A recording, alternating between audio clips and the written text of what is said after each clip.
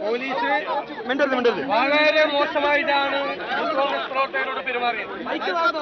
പെൺകുട്ടിയുടെ വസ്ത്രം വരെ ഒരു SI വലിച്ചു. ആ SIക്കെതിരായി നടപടിയെടുക്കണം. വനിതാ പോലീസുകാരല്ലാത്ത ഒരു SI ഒരു യൂത്ത് കോൺഗ്രസ് നേതാവിന്റെ വസ്ത്രം വലിച്ചു കീറി. വനിതാ നേതാവിന്റെ വളരെ മോശമായ പരിപാടിയാണ്. പെൺകുട്ടികളെ, സ്ത്രീകളെ, പെൺകുട്ടികളെ ആൺ പോലീസുകാർ മുഴുവൻ വടിവെച്ച് കുത്തുകയായിരുന്നു. അവരെ ഉപദ്രവിക്കുകയായിരുന്നു. പെൺകുട്ടികൾക്ക് പരിക്കേറ്റിട്ട് അവരെ തടഞ്ഞു വെച്ചിരിക്കുകയായിരുന്നു പോലീസ്.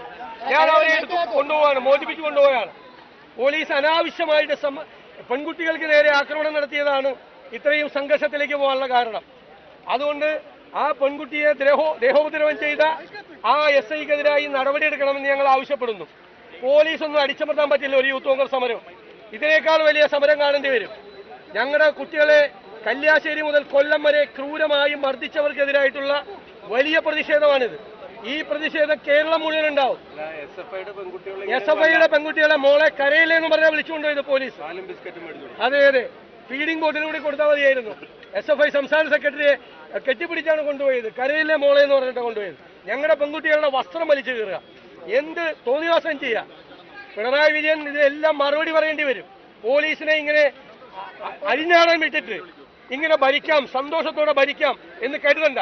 ശക്തിയായ പ്രതിഷേധം കേരളം മുഴുവൻ ഉണ്ടാവും. നടപടി എടുക്കട്ടെ, പോലീസ് എടുക്കട്ടെ, അവർ നടപടി എടുക്കട്ടെ.